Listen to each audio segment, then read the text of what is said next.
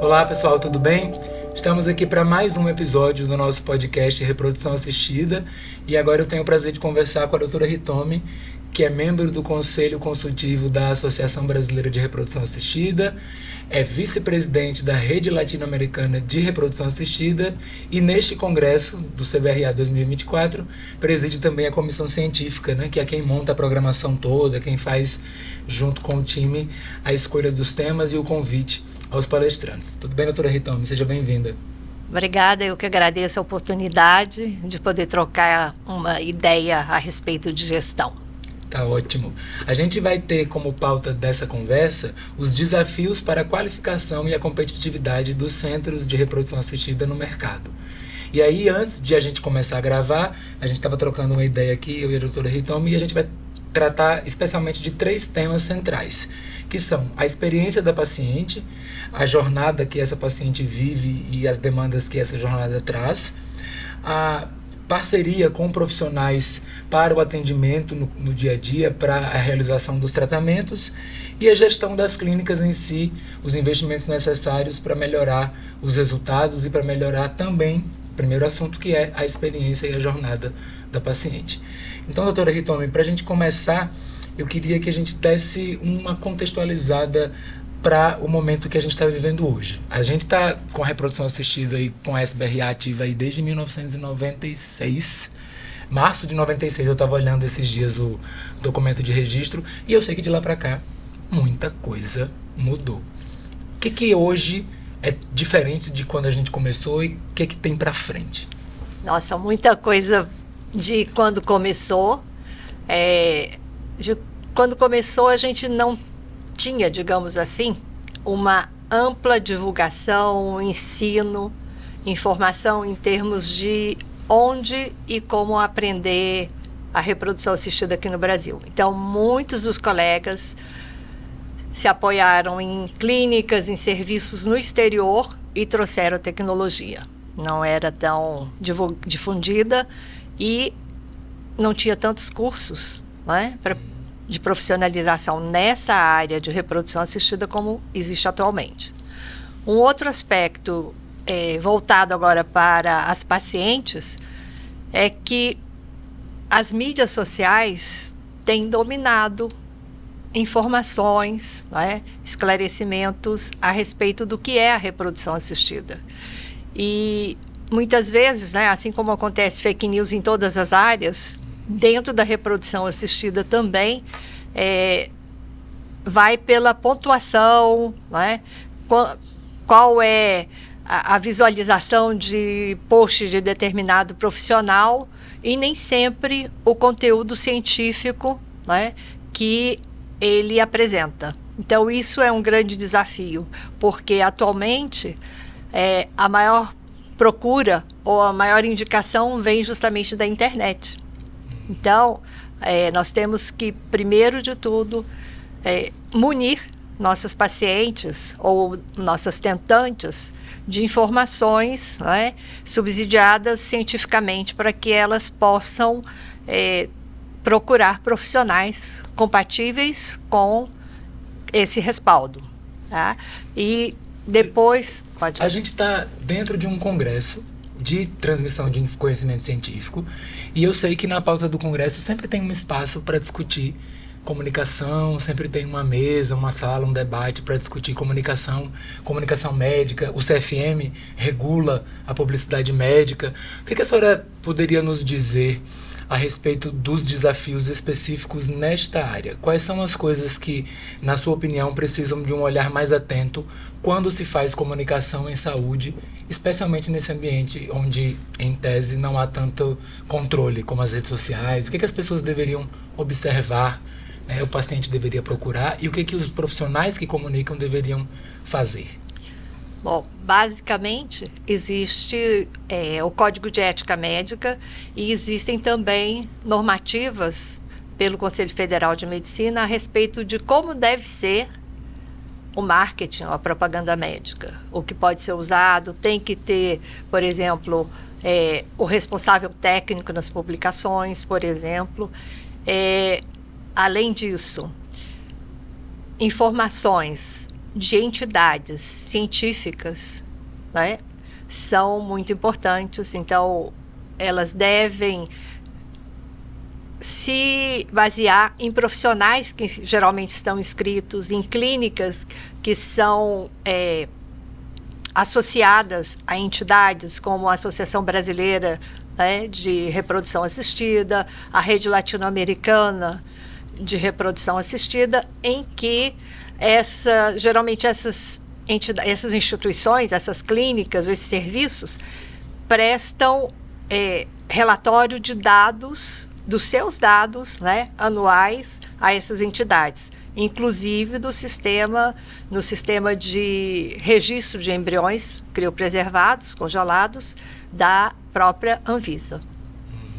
Então, a regulação se dá pela vinculação dessas clínicas, desses serviços, às entidades que são representativas da área. Né? E de profissionais. E de profissionais. A gente tem, ao longo dos últimos anos, trabalhado para produzir muito conteúdo via SBRA, e aí eu estou falando especialmente via SBRA porque é de onde eu estou mais próximo, e a gente tem batalhado muito para criar uma área, um site robusto que traga informação atualizada, que traga explicações sobre as regras que são colocadas. E aí eu acho que vale a pena aqui fazer um parêntese para indicar que você que está em casa, que precisa do serviço, que está interessado em fazer uma consulta, no site da SBRA, sbra.com.br, dá para pesquisar pelo nome dos profissionais, dá para pesquisar na sua cidade onde é que tem clínica, quem são as pessoas que estão cadastradas, que são membros da SBRA. Isso é uma camada adicional de segurança que se coloca, né, para que essas informações que você está vendo sejam de fato confiáveis. Eu, antes de a gente seguir nesse caminho, queria saber da sua experiência em consultório, quais são as coisas, uma ou duas, assim, que a senhora constantemente precisa desdizer, né? Algumas certezas que as pessoas às vezes levam para consulta e que a senhora diz, opa, peraí, não é bem assim. Onde é que você viu isso? Uma delas é, fulana, atriz, teve filhos após 50 anos, então minha fertilidade vai até a minha última menstruação, e na realidade não é assim. Porque 5 anos antes da última menstruação, que a gente chama menopausa, já existe uma irregularidade menstrual. E, às vezes, 10 anos antes, a pessoa já tem um comprometimento significativo da fertilidade. Não é que é 50 anos, que é a última que é a menopausa, e que até os 50 anos ela está fértil. Não, pode ser 40 anos. E para aquelas que estão aos 45 anos, tendo menopausa, aos 35. Existe, né, mundialmente, cada vez mais, uma atenção muito grande a respeito da postergação da gestação que tem acontecido na população mundial. E essa postergação basicamente se dá por projetos de vida de mais longo prazo, trabalho. Quais são as principais razões para se adiar a maternidade? Então, quero formar, quero ter minha independência financeira, né? Quero achar o meu príncipe encantado ideal, são os mais frequentes. E às vezes não vem na hora que a gente quer, né? Então, na eventualidade de o projeto estar muito à frente, existe a criopreservação de óvulos, que seria, digamos assim, um seguro para você não usar. Gostei da expressão. E aí, então, o desafio de mercado se torna conscientizar a população de que não é porque Cláudia Raia engravidou aos 50 que todo mundo vai conseguir engravidar aos 50. A comunicação, então, é um grande desafio para o mercado, para quem está prestando serviço. Sem dúvida. E você falou dos sites, a SBRA está de parabéns, né? Por causa, e junto com a Evolution, fazer essa interface para tentar cada vez mais levar informações corretas, né, embasadas cientificamente, e esclarecer muitas das dúvidas que existem no dia a dia. Existe, e não é propaganda nenhuma, mas na Rede Lara se desenvolveu um manual para pacientes, e o site é redelara.org, ou E dentro tem um manual para paciente entender, primeiro, o que é reprodução assistida, as etapas, né? E os riscos da reprodução assistida, tanto para a mãe quanto para a prole, e também a chance da pessoa ter um bebê ou não de acordo com como correu o seu ciclo de reprodução assistida. Então, é uma forma de informação que poderia ser acessado e de forma bem fácil, é muito rica. Esse processo de atendimento e essa jornada do paciente ou da paciente nas clínicas, ela pode, a gente tem assim, um volume que a ciência trabalha para dizer, olha, este é o percurso mais comum. Mas o percurso mais comum não é necessariamente o percurso que todo mundo faz. E aí eu queria tratar um pouquinho de personalização dessa jornada. Como é que as clínicas hoje podem qualificar essa personalização e por que isso é tão importante? Bom, a própria dificuldade de engravidar, né? Vamos colocar a infertilidade, ela sofreu durante os anos uma atualização, e principalmente no final do ano passado mudou a conceituação. Antes era aquele casal que fica tentando engravidar durante um ano sem método anticoncepcional e não consegue engravidar. Esse é o clássico da Organização Mundial de Saúde anteriormente. Até os 35 anos você espera um ano, depois dos 35 espera no máximo 6 meses, justamente por causa do risco de falência ovariana, né, eventual.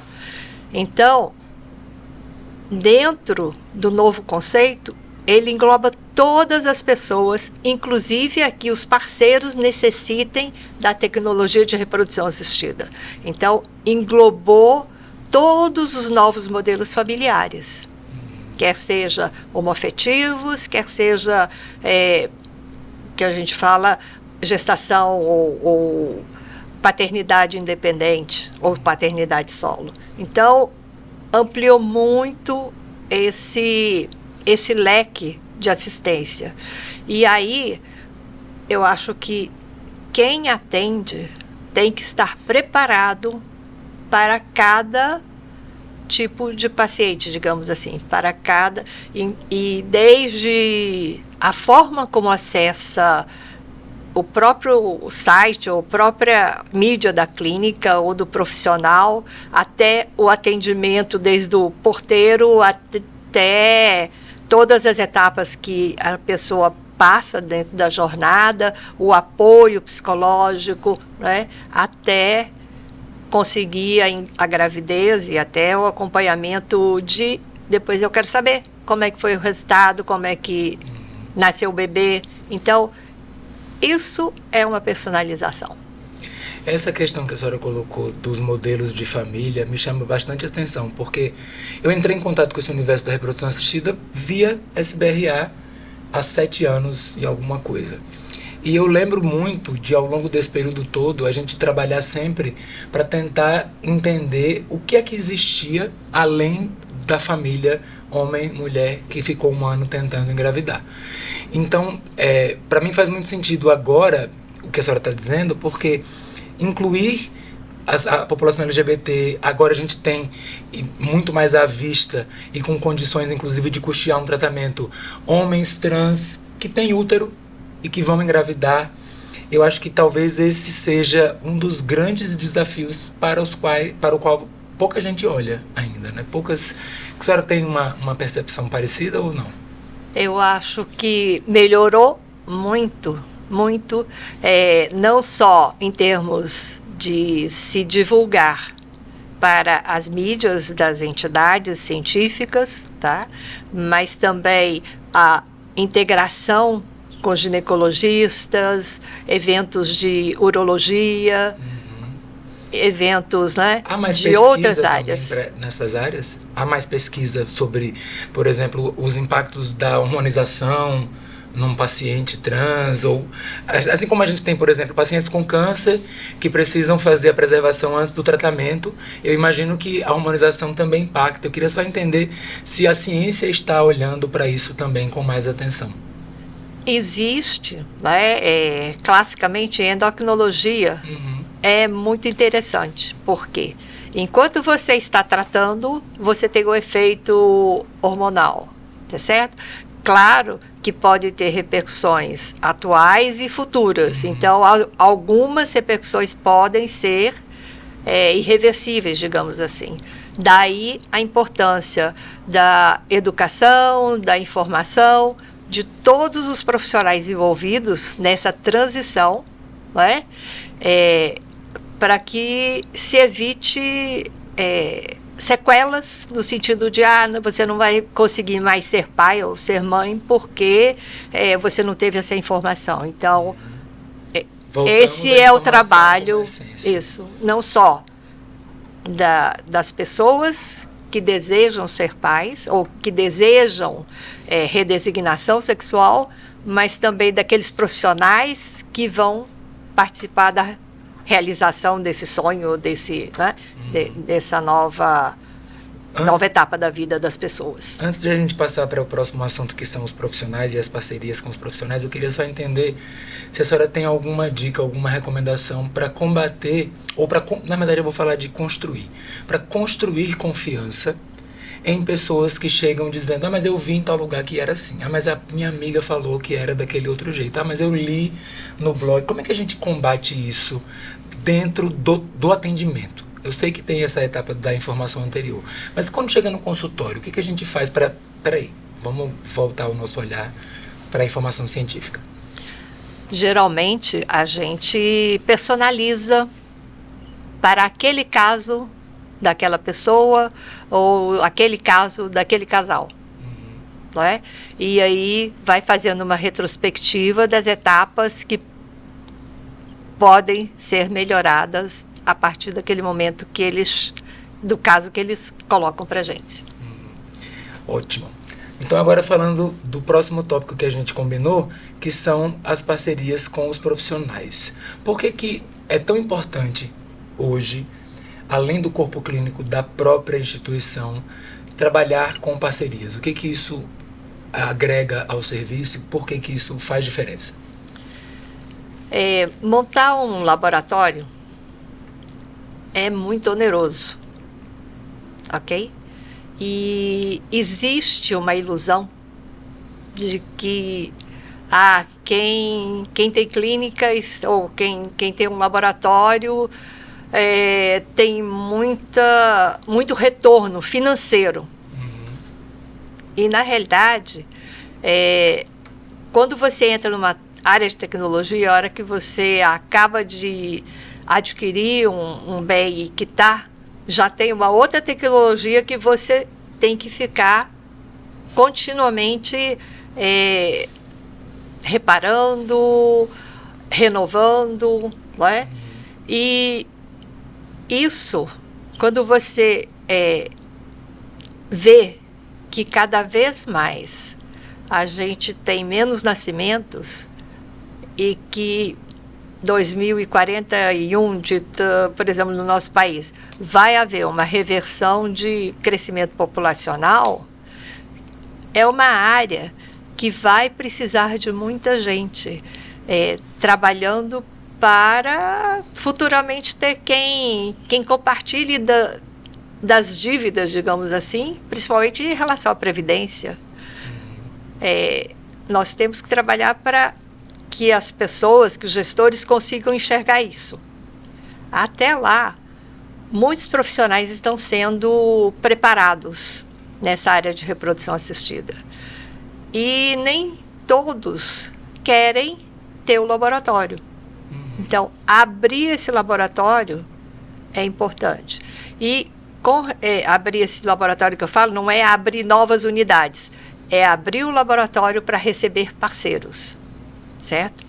E parceiros que atendam da nossa forma, dentro dos nossos princípios, né?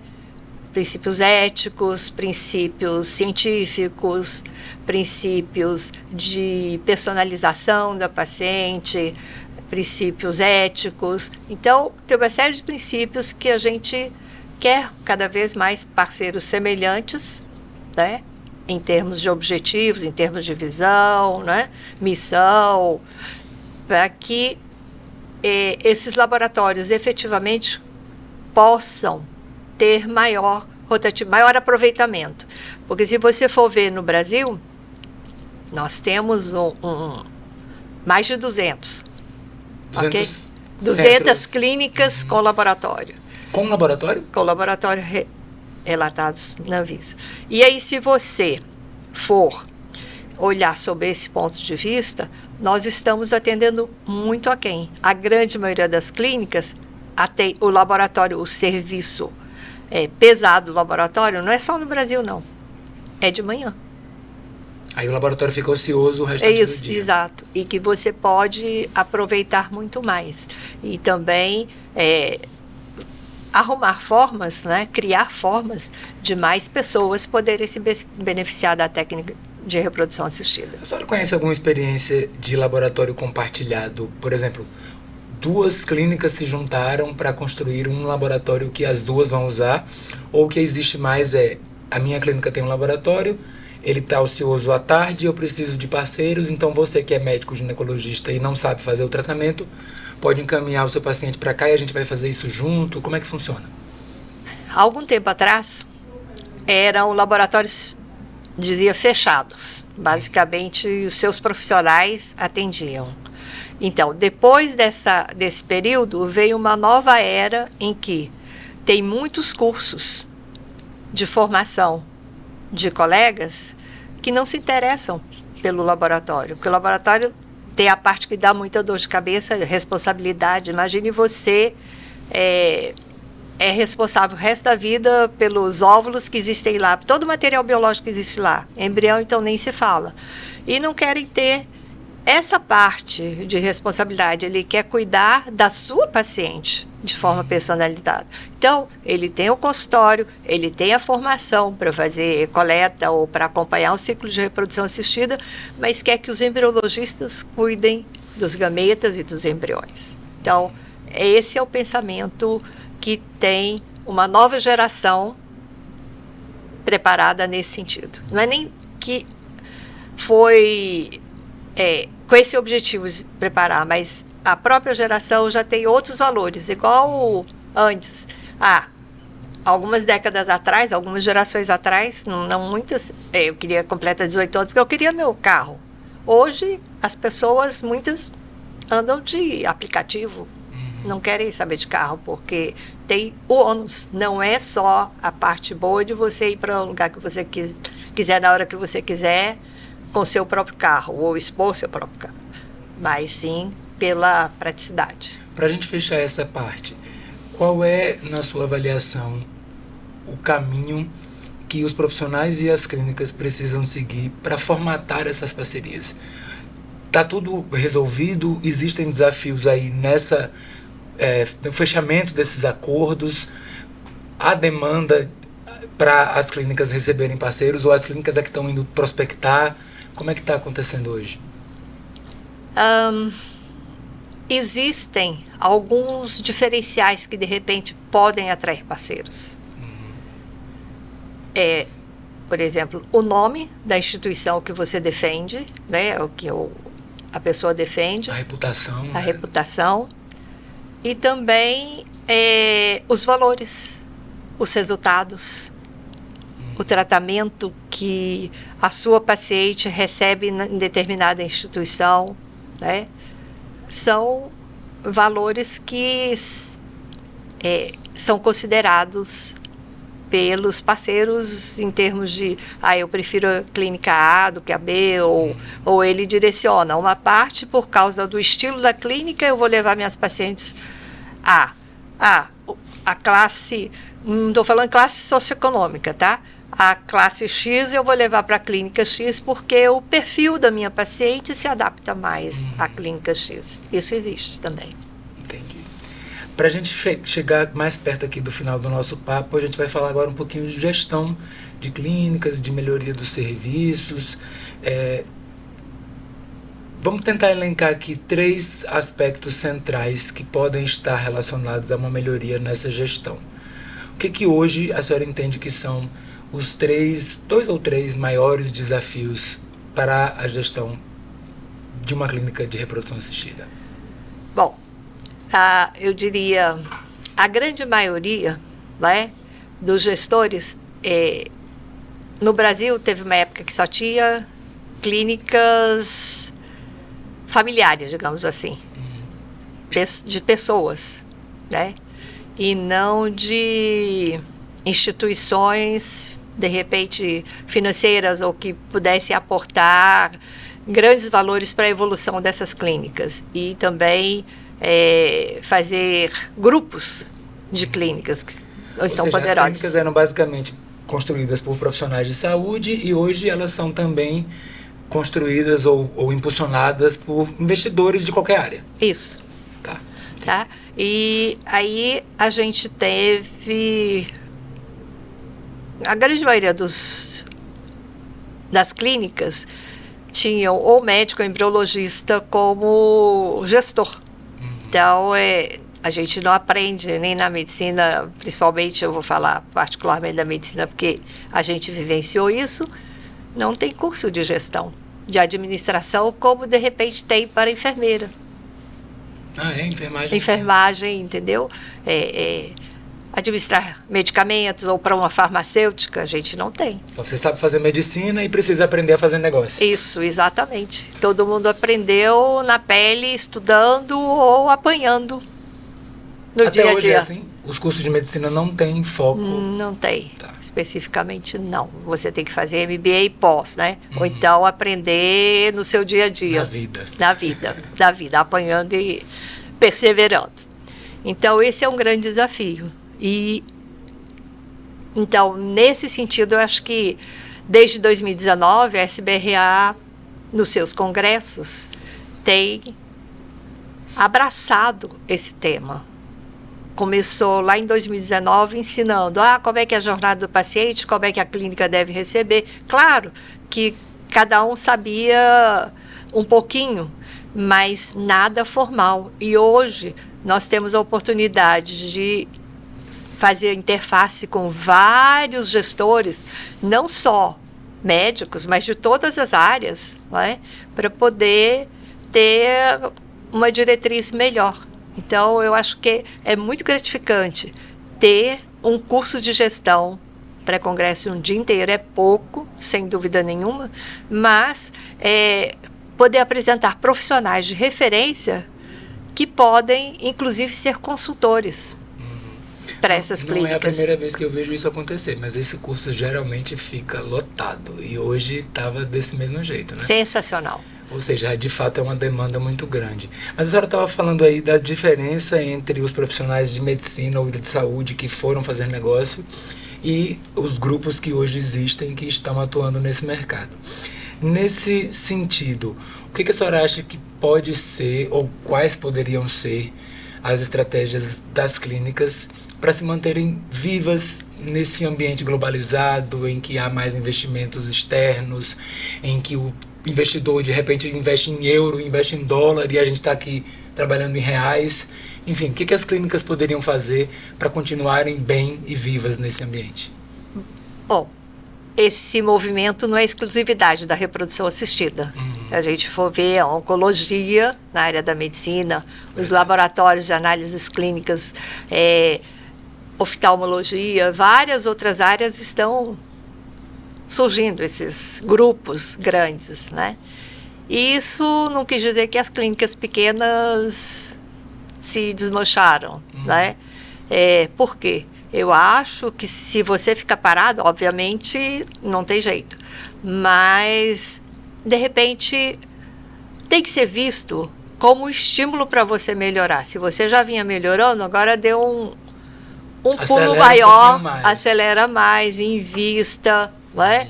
Veja como quais são seus pontos fortes, o que você tem que ter atenção para poder ir melhorando cada vez mais, porque é muito gratificante, né? É uma característica dos profissionais que trabalham com essa área de reprodução assistida, de completar famílias, de realizar sonhos, é justamente todos amam o que fazem. Então isso a gente de alguma forma ou não, aparece no nosso trabalho, não é? E então, isso, de repente, é um diferencial que a gente se dedica e se, sei lá, entra de cabeça, de coração num trabalho que a gente faz, né? No dia a dia. Então, esse é o diferencial. Eu entendo perfeitamente o que a senhora está dizendo, porque eu acho também que, especialmente quando você está falando de saúde, se você se sente dentro de uma estrutura em que parece que você está andando numa esteira, você fica inseguro. Para mim, a gente reclama tanto quando eu fui pro médico e ele nem olhou para mim. Ou seja, as pessoas querem carinho, as pessoas querem atenção. Eu acho que nesse universo da reprodução assistida isso é ainda mais forte. É verdade. Porque você está lidando com uma fragilidade muito grande e que é uma fragilidade não, mas com a qual as pessoas têm preconceito. Verdade. Ninguém diz, você tem câncer e a culpa é sua. A gente, né, você tem câncer, poxa, você tem câncer, que pena, tô com você. Você não pode ter filho. Tá com defeito. É isso uma aí. Coisa assim, tipo, é isso aí. Pra dizer palavras mais duras, mas é assim que a gente... É isso aí. Eu por exemplo, dei um telefone de uma clínica que eu conheço a um amigo lá de Brasília, que veio falar comigo, mas assim, ele falava cochichando, parecia que ele estava falando que ia cometer um crime. E ele só queria fazer uma consulta médica para fazer uma avaliação da própria fertilidade. Nessa hora é que a gente entende o quão sensível é esse assunto. O estigma é muito forte, Rodrigo. Então, se você incorpora o sentimento da paciente, eu acho que a troca é muito maior. O entendimento é muito maior. E também, às vezes, você não consegue entregar o resultado que a pessoa quer. Mas eu acho que você dá um plus em termos de experiência, de ela entender que você investiu tudo o que você sabia, que existe e que você pode fazer por aquele caso, entendeu? E hoje, as alternativas da reprodução assistida são fantásticas. O fato é que existem ainda questões morais, talvez, questões culturais, que a gente não consegue vencer, né? Mas desde transplante de útero, por exemplo, que é um tratamento, pode ser extremo, mas que pode ser muito gratificante. Então, é isso que eu diria. Pra gente encerrar aqui, eu vi recentemente um debate aí nos Estados Unidos, agora com essa eleição que eles estão vivendo lá, um debate muito grande sobre o acesso à reprodução assistida, se vai continuar, se pode, se não pode, e uma pessoa que levou para a discussão o próprio filho, que é fruto de um trabalho de assistência de reprodução assistida. E ali ficou muito evidente que se você é capaz de ser contra essa vida que está aqui, e eu estou dizendo isso porque eu acho que, eventualmente, os desafios de mercado precisam passar também por outros que são da política, do debate público. Sim. Né? Isso também tem um impacto muito grande no futuro e na sobrevivência dos profissionais, dos serviços que existem. Né? Para a gente encerrar, a senhora é esperançosa quanto ao futuro? Bom, esperança acho que a gente nunca pode perder, né? E eu acho que é importante cada vez mais nós nos oferecermos no sentido de sermos consultores para valorizar, digamos assim, o acesso em reprodução assistida. Valorizar e sensibilizar, eu diria, os nossos gestores, né, que tem o poder, quem tem o poder, para poder... legisla, quem decide. Exatamente, para poder abraçar essa causa que, por enquanto, pode ser que não apareça diretamente nas estatísticas dele de imediato, mas que no futuro breve pode interferir até com o nosso futuro econômico brasileiro. Então, isso é o que a gente tem que deixar de mensagem. Tá, joia, doutora Rita, muito obrigado por esse papo, foi ótimo. Pessoal, espero que vocês tenham gostado também. Até a próxima.